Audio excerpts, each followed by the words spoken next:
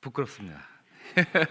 얼굴을 못 들고 있네요 지금. 네, 오늘 다비다 브리스가 헌신 예배드리게 돼서 정말 기쁘고 또 하나님이 받으실 헌신이 되도록 그렇게 기도로 준비한 걸로 알고 있습니다. 오늘 정말 하나님이 기뻐 받으실 줄로 믿습니다. 네, 오늘도 많이 오셨네요. 너무나 감사드리고 오늘 하루 수고했는데 오늘도 격려하러 벼고 시작했습니다. 수고하셨습니다. 오늘 하루 정말 수고 많으셨습니다. 네, 오늘은 해가 아직 안 떨어져서 점심 같은 느낌도 들고 막 그럽니다. 네, 요즘에 날씨도 너무 좋고 저녁 같지 않은 저녁. 저녁 예배가 끝나도 집에 갈 때 환해서 좋지 않습니까? 그죠? 네, 길게 해도 돼요. 그래도 해가 떠 있거든요. 네, 너무 감사합니다.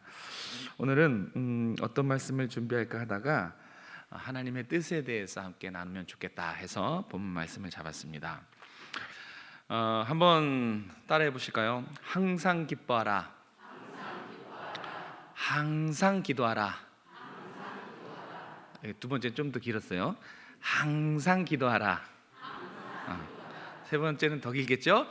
항상 감사하라.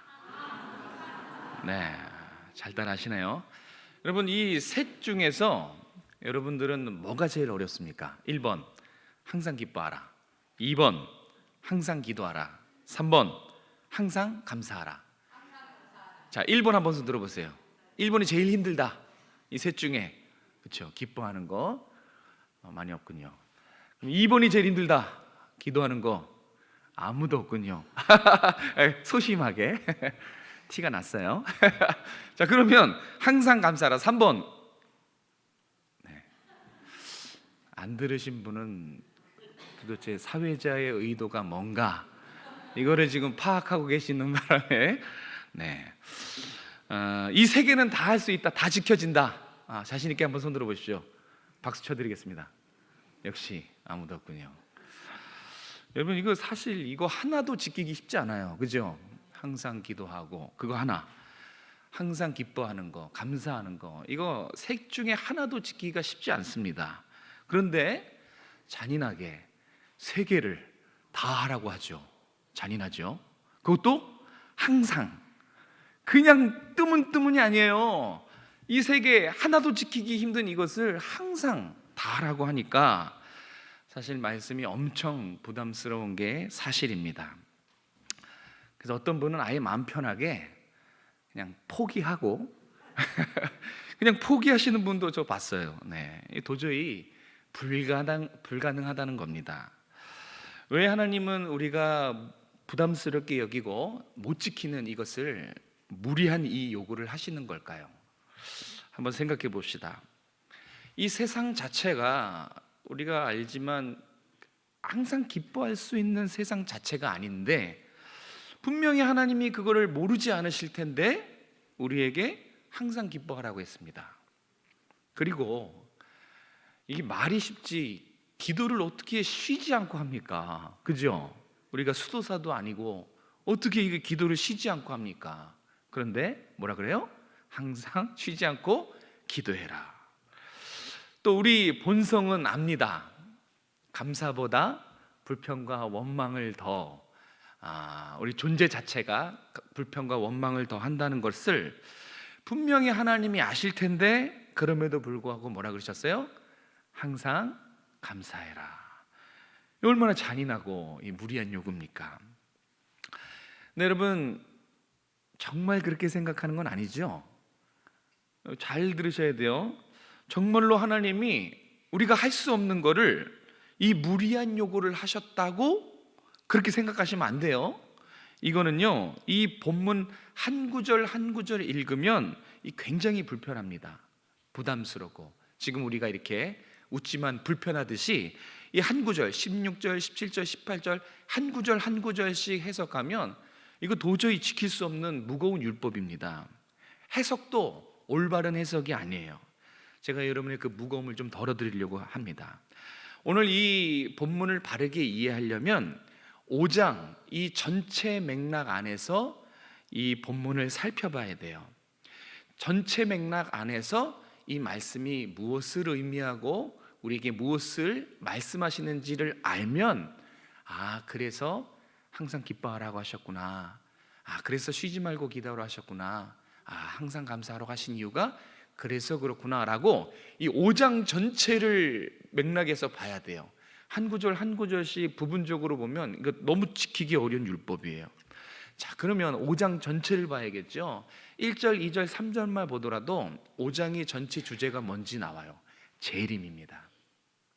5장은 주님의 재림에 대한 말씀이에요. 그래서 성경을 보시면 주의 날이 도둑같이 이를 것이다, 주님의 날이 갑자기 이를 것이다, 이게 다 주님의 다시 오심, 재림을 말씀하고 있는 거예요.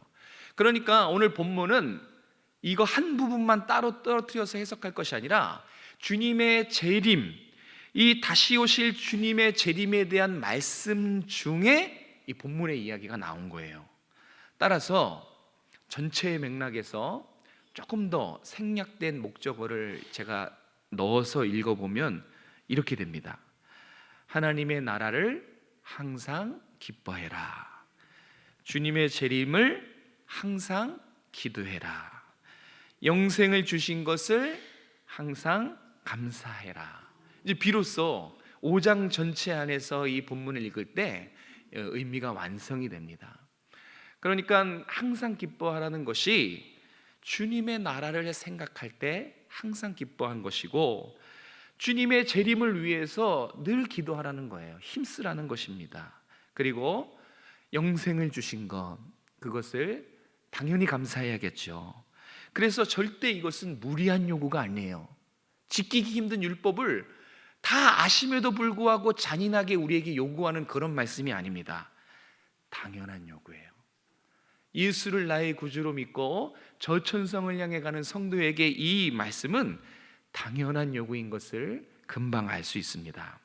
자, 오늘은 주님의 재림을 기다리며 마지막 때를 살아가는 성도들이 어떻게 살아야 되는가, 오늘 본문 말씀을 통해서 함께 나눠보려고 합니다. 자, 우리 14절 15절 말씀 같이 한번 읽겠습니다. 14절 15절입니다. 시작. 또 형제들아,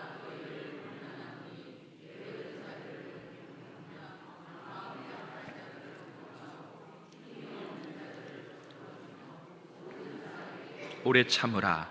삼가 누가 누구에게든지 악으로 악을 갚지 말게 하고, 서로 대하든지 모든 사람을 대하든지 항상 선을 따르라. 아멘. 하나님 나라를 소망 중에 기다리는 성도들에게 이렇게 살아라, 이렇게 사는 것이 하나님 보시기에 합당하다라고 지금 말씀하셨는데, 어떤 삶이냐면 사랑으로 대하는 삶, 항상 사랑으로 대하는 삶을 살아라.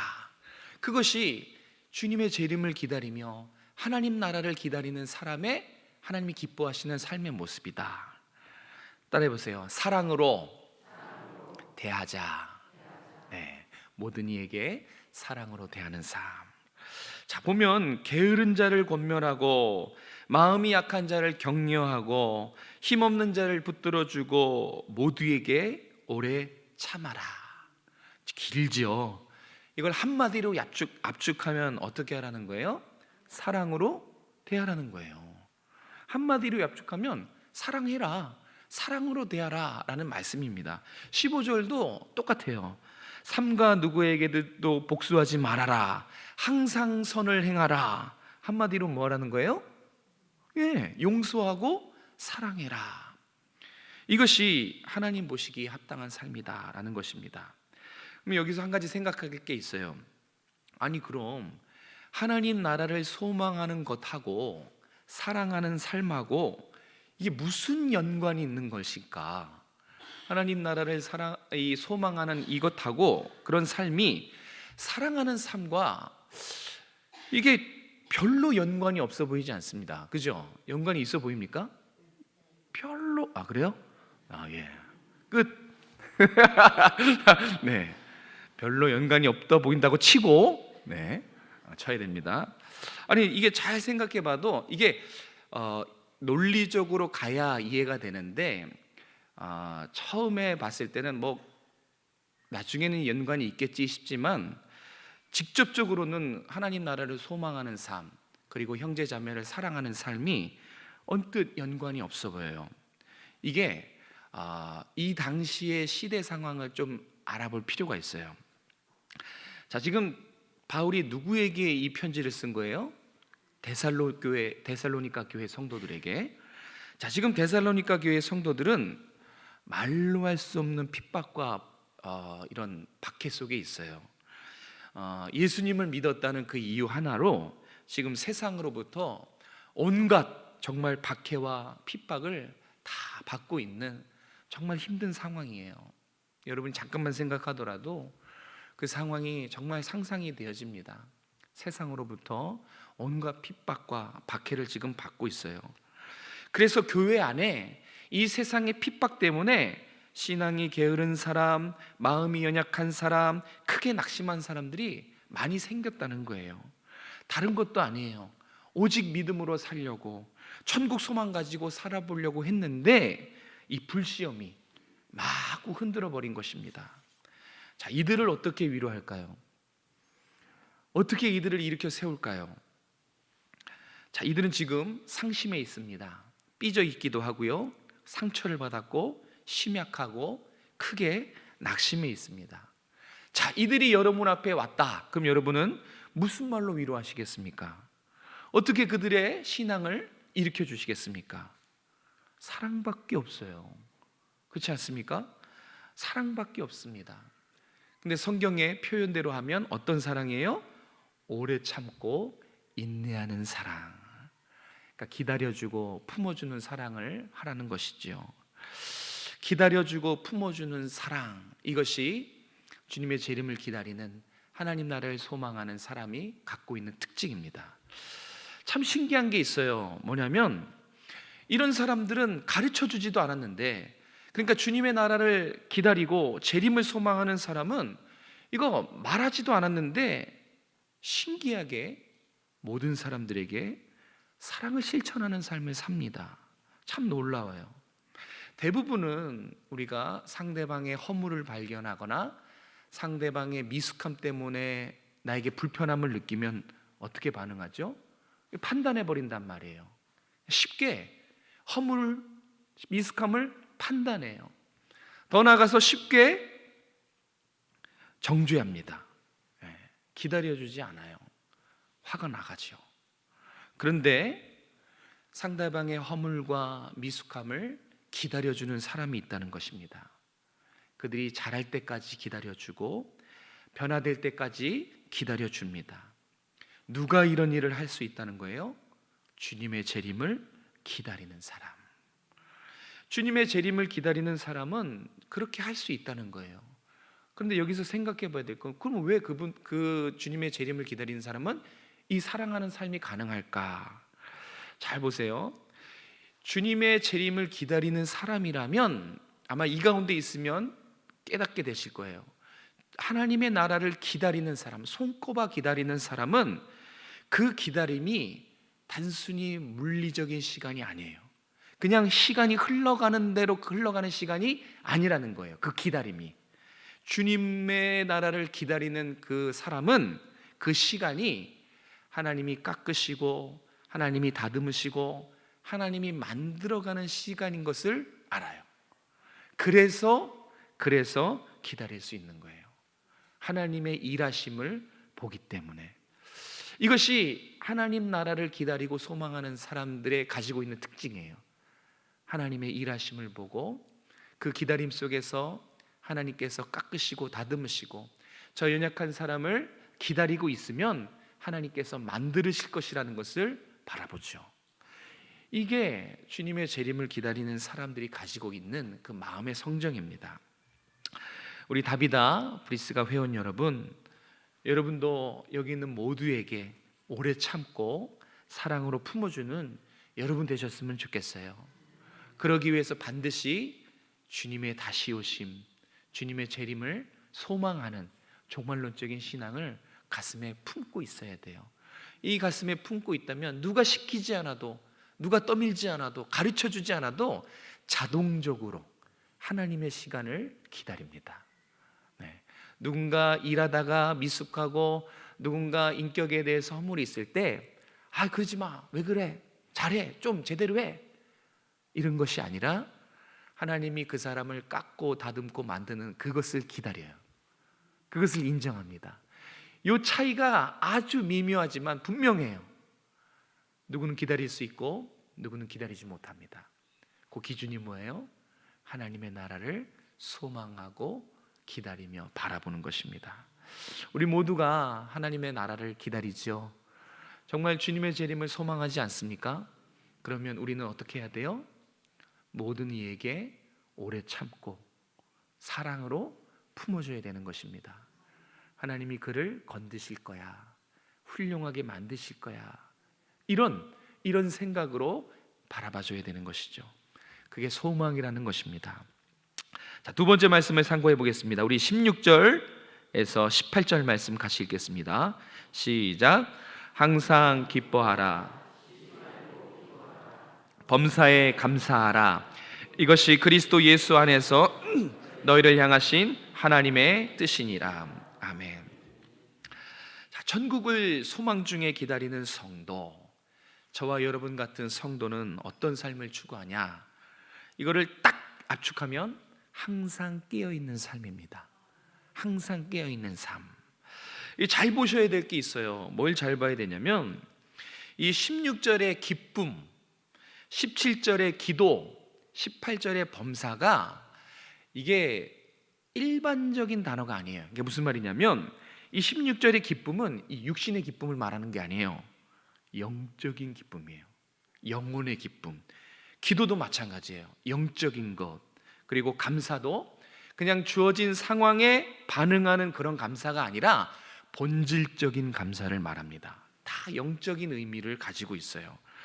여러분, 성경 66권 모든 말씀은 하나님 나라를 기다리는 사람의 특징을 전부 딱 요거 하나만 얘기해요. 66권 어디를 찾아봐도 하나님 나라를 기다리는 사람의 특징이 딱 이거 한 가지로 말해요. 그게 뭐예요? 깨어있는 삶이에요. 깨어있는 삶. 성경 어디를 보더라도 주의 재림을 기다리는 사람에게 하는 말씀이 깨어있으라예요. 깨어있는다는 것입니다. 반대는 뭐예요? 무감각한 삶, 잠들어 있는 삶. 이것이 반대입니다. 항상 깨어있으라, 이 말뜻은 여러분도 아십니다. 하나님 나라가 지금 내 삶의 가장 중요한 현실이냐라는 뜻이에요. 깨어 있으십니까? 반대로 말하면, 돌려서 말하면 하나님 나라가 여러분 삶의 가장 중요한 현실입니까? 라고 묻고 있는 거예요. 정말 그것이 깨어있는 삶입니다. 지금 현재 나의 삶에서 하나님 나라가 마치 물고기가 도마 위에 펄떡펄떡 뛰듯이 생생하게 만져지고 생생하게 느껴지고 정말로 실감하는가? 내 삶이 정말 그러한가? 그러면 살아있는, 깨어있는 삶이라는 거예요. 정말로 하나님의 삶을 내 삶의 가장 중요한 현실로 여기는 거, 느껴지고 보고 만져지고 늘 생각하고 생생하게 실감하는 이것이 깨어있는 삶이라는 것입니다. 데살로니가 교회 성도들은 매 순간 하나님 나라를 실감했어요. 아니, 실감하지 않으면 사실 살 수가 없었어요. 죽음보다 더한 고통과 절망 때문에 너무 삶이 무거웠어요. 로마의 핍박, 동족들의 박해, 이것의 끝없는 싸움, 이것을 이기기 위해서는 정말 하나님 나라를 붙잡고 살아야만 됐습니다. 그들이 이 싸움에서 물러서지 않고 끝까지 하나님 나라를 소망하며 이 믿음의 싸움에서 승리할 수 있었던 이유, 그것은 날마다 그들의 삶의 가장 중요한 현실이 하나님 나라였기 때문에 그래요. 그 하나님 나라를 꺼내보며 생각하며 기뻐했고 기도했고 감사했기 때문에 이길 수 있었어요. 한마디로 그들은 깨어 있었습니다. 항상 깨어 있었습니다. 그래서 정말 영적인 전투와 지옥 같은 삶의 핍박과 이런 어려운 싸움에도 마침내 믿음으로 극복할 수 있었던 것입니다. 사랑하는 성도 여러분, 전국을 소망하고 하나님 나라를 사모하는 오정성화교회 성도 여러분, 이제는 우리가 그런 삶을 살아야 돼요. 항상 깨어있는 삶, 항상 깨어있는 삶을 다른 말로 말하면 주님 오실 길을 예비하는 삶이에요. 성경 66권 어디를 보더라도 주님의 재림의 준비와 주님의 재림에 예비하는 삶은 딱 하나예요. 항상 깨어있는 거. 여러분의 삶의 구석구석에 하나님 나라가 나의 가장 큰 현실이 되는 거, 펄펄 떠기는 물고기처럼 생동감 있게 다가와지고 마음에서 뜨거워지고 이것을 위해 기뻐하고 기도하고 감사하는 삶, 이것이 깨어있는 삶이라는 것입니다. 오고 오는 모든 시대에 하나님의 뜻이 있습니다. 오고 오는 모든 세대, 그러니까 여러분도 그렇고 다음 세대도 그렇고 앞으로 일어설 모든 세대에 하나님의 분명한 뜻, 그것은 뭐냐면 주님의 재림을 기다리는 성도라면 항상 기뻐해야 되는 거예요. 주님의 재림을 기다리는 성도라면 그의 삶의 어디에서든지 항상 기도해야 된다는 거예요. 항상 감사함으로 깨어있는 삶, 이 깨어있는 삶을 살아내는 것, 이것이 오고 오는 모든 세대를 향한 하나님의 뜻입니다. 지금 여기 있는 여러분을 향한 하나님의 뜻이라고요. 하나님의 뜻이 뭐라고요? 그렇죠. 깨어있어라. 항상 기뻐해라. 뭐를요? 하나님의 나라를. 항상 기도해라. 주님의 재림을. 항상 감사해라. 영생을 주신 것을. 그것을 듣고 마는 것이 아니라 여러분의 삶에서 눈물로 가슴으로 만져져야 된다는 거예요. 그게 깨어있는 삶입니다.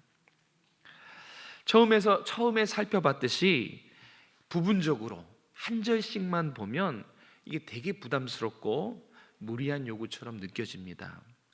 깨어있는 삶도 마찬가지예요. 재림에 대한 소망이 식어지면 항상 기뻐하고 쉬지 말고 기도하고 범사에 감사하고, 이것도 엄청 지키기 힘든 무거운 율법이거든요. 뭐가 어떻게 되면요? 재림 소망이 식어지면 이거 되게 지키기 쉽지 않아요. 어려워요.